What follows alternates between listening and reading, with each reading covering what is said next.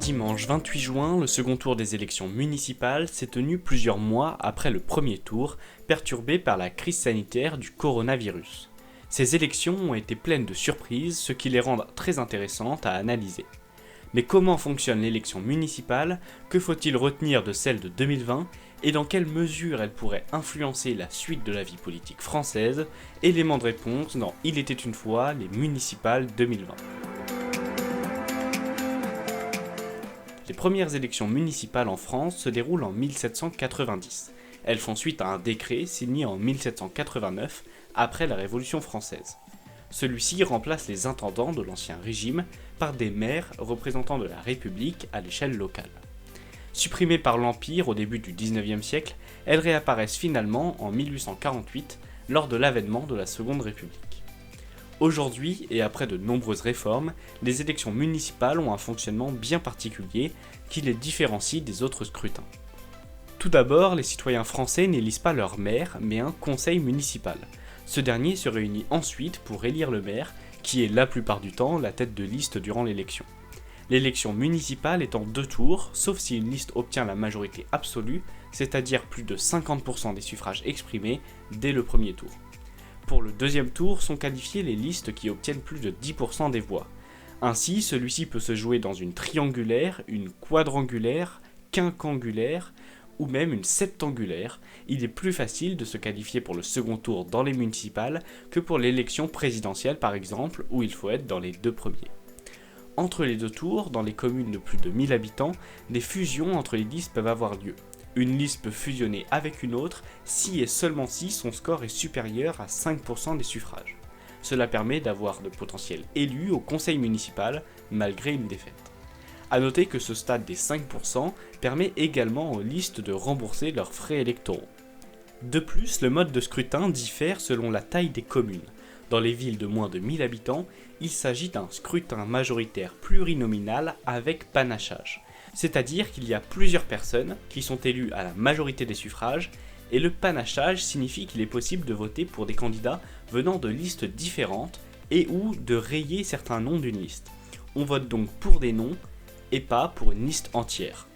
Au contraire, dans les villes de plus de 1000 habitants, le vote se fait par liste, avec un scrutin proportionnel, mais une prime au majoritaire.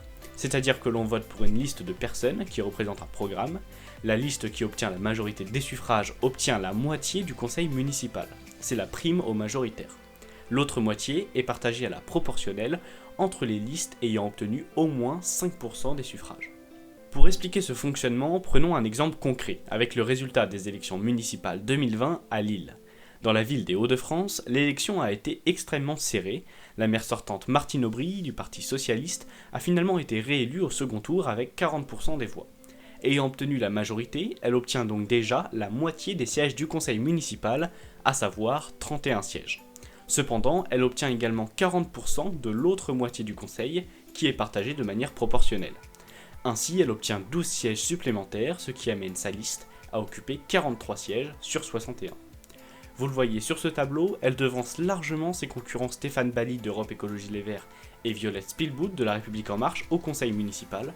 Pourtant, le candidat écologiste a perdu de seulement 227 voix et ils sont donc presque à égalité en termes de suffrages exprimés. Alors pourquoi existe-t-il cette prime au majoritaire qui paraît peu démocratique? Eh bien celle-ci permet surtout de dégager une véritable majorité pour pouvoir gouverner la ville. Si l'élection municipale était totalement proportionnelle, le Parti Socialiste et les Verts se partageraient la ville de Lille et il serait peut-être difficile de prendre des décisions. Enfin, les 3 plus grandes villes de France ont des statuts particuliers. En effet, Paris, Marseille et Lyon sont composés d'arrondissements et ont donc mis en place ce qu'on appelle des secteurs électoraux. À Lyon et à Paris, il y a des élections dans chaque arrondissement, tandis qu'à Marseille, plusieurs arrondissements se regroupent pour former un secteur. Ainsi, ce sont des conseils d'arrondissement qui sont élus, avec un maire de secteur, comme si chacun d'entre eux était une petite commune de plus de 1000 habitants. Par la suite, certains conseillers de chaque secteur siègent également au conseil de la ville.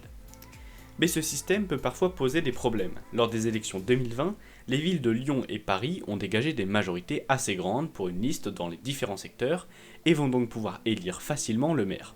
Cependant, puisque les primes aux majoritaires se font par secteur, lorsque deux listes se partagent à égalité les arrondissements, cela divise en deux le conseil municipal. Et c'est ce qui s'est passé à Marseille dimanche dernier. Le scrutin était très serré, donc c'est presque un troisième tour qui a eu lieu dans la ville phocéenne lors du conseil municipal. Celui-ci s'est tenu samedi et c'est finalement Michèle Rubirola, candidate écologiste, qui a été élue maire au bout du suspense grâce au soutien de la candidate du Parti socialiste. Voici donc le fonctionnement assez particulier et complexe au premier abord des élections municipales. Quoi qu'il en soit, celles de 2020 ont d'abord été marquées bien évidemment par la crise sanitaire du coronavirus. Celle-ci a touché la France en plein premier tour du scrutin, provoquant un fort taux d'abstention et de la confusion. En effet, le gouvernement a souhaité que le vote se tienne comme prévu, tandis que le confinement a débuté quelques jours plus tard. Le second tour n'a donc pas eu lieu et a été reporté au 28 juin, soit plus de 3 mois après les résultats du premier tour. Mais l'abstention a été encore plus forte dimanche dernier avec 58,4% des électeurs qui ne se sont pas rendus aux urnes. Il s'agit de la plus forte abstention depuis 1958. Si la peur du coronavirus peut expliquer le choix de certains abstentionnistes, 43% selon un sondage Ipsos, celle-ci est révélatrice d'une crise démocratique. D'autant plus qu'elle est généralement assez faible pour les élections municipales. Vous le voyez sur ce graphique, l'abstention a littéralement explosé cette année. Emmanuel Macron s'est d'ailleurs dit préoccupé par le faible taux de participation. Un autre élément à retenir de ces municipales 2020 est le mauvais score du centre et de l'extrême droite. Pour La République En Marche d'abord, cette élection est sans nul doute une déception, bien que les cadres du parti affirment qu'ils étaient des outsiders, puisqu'ils n'administraient aucune commune étant donné que le parti n'existait pas en 2014. Cependant, la campagne de La République En Marche a été assez difficile, avec un changement de tête de liste à Paris, des tensions avec Gérard Collomb à Lyon, etc. Ainsi, le parti présidentiel n'a conquis aucune grande ville dimanche dernier, mis à part Le Havre, ville du Premier ministre Édouard Philippe, sur laquelle nous reviendrons. Le Rassemblement national sort également assez affaibli de ces élections, puisque selon France Info, le parti comptabilisait 1438 sièges dans 463 communes en 2014 et ne compte aujourd'hui plus que 840 sièges dans 258 communes. Or, son principal objectif était de conserver son ancrage territorial obtenu il y a 6 ans. Cependant, le Rassemblement national a réussi à gagner dans la ville de Perpignan avec Louis Alliot. C'est la première ville moyenne que va administrer le parti de Marine Le Pen, ce qui vient amoindrir la défaite de ce scrutin. Du côté des Républicains, le bilan est contrasté puisque le parti obtient plus de 50% des villes de plus de 9000 habitants, avec par exemple Nice, Toulouse, Biarritz ou Metz. Cependant, plusieurs villes ont été perdues, et notamment Bordeaux, bastion d'Alain Juppé et fidèle à la droite depuis 1947. Mais ce que l'on retient surtout de l'élection de dimanche, c'est bien sûr la vague verte, comme on l'appelle, ou bien la vague pastèque. Pourquoi pastèque ? Parce qu'elle est verte en apparence extérieure, mais on trouve du rose et du rouge quand on la creuse. En effet, la grande surprise de ces élections est bien la percée électorale des écologistes, et notamment d'Europe Écologie Les Verts. Selon plusieurs études, l'écologie est devenue une des priorités des Français et change les intentions de vote. Avec en plus une crise sanitaire qui a posé de manière concrète la question d'un nouveau monde plus écologique, cela s'est traduit dans les urnes. Les Verts ont ainsi conquis de nombreuses grandes villes pour la première fois de leur histoire, Besançon, Lyon, Strasbourg et même Bordeaux. Dans cette dernière ville, il s'agit d'un séisme politique car elle est administrée par la droite depuis 1947. En plus, la liste écologiste EPS s'est imposée alors que Philippe Poutou du NPA a réalisé un bon score de 10%.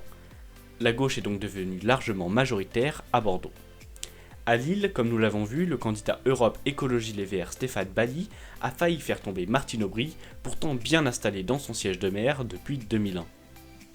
En outre, le Parti socialiste sort plutôt renforcé de ses municipales puisqu'il a gardé de nombreuses villes. Lille de justesse comme nous venons de le voir, mais aussi Nantes, Rennes, Le Mans, Dijon, Brest, Clermont-Ferrand et bien sûr Paris avec un très bon score de la maire sortante Anne Hidalgo. Enfin, il faut bien sûr s'intéresser aux résultats des municipales au Havre. Comme je vous le disais, c'est la seule grande ville où La République En Marche a obtenu une victoire, et c'était un résultat attendu puisque le candidat était Édouard Philippe, le Premier ministre.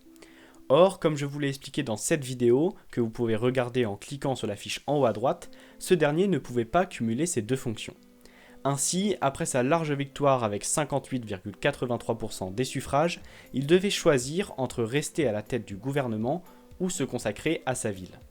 Mais a-t-il eu vraiment le choix ? Car si l'on voyait déjà l'ombre d'un remaniement se dessiner après la crise sanitaire, la vague verte des élections a largement conforté cette idée. Vendredi matin, Édouard Philippe a donc donné sa démission et a été remplacé par Jean Castex. Ancien maire de droite, il a notamment été conseiller de Nicolas Sarkozy et s'est illustré ces dernières semaines en assurant la gestion du déconfinement. Après sa démission, Édouard Philippe devrait donc redevenir maire du Havre. Si Jean Castex ne fait pas figure de grand renouveau politique, notamment sur le plan de l'écologie, il faudra suivre de près la question du nouveau gouvernement avec des ministres qui pourraient se tourner un peu plus vers la gauche après la victoire des écologistes au municipal. A noter que l'alliance entre ces derniers et les socialistes, ou parfois même les insoumis, pourrait montrer des signes d'entente en vue d'une candidature unique pour les élections présidentielles. D'ici là, il faudra d'abord passer par les élections régionales qui sont prévues en mars 2021 et qui pourraient montrer une vraie tendance politique en vue de l'année 2022. C'était Il était une fois l'actu, n'hésitez pas à regarder les autres vidéos de cette série et de vous abonner à la chaîne, à bientôt.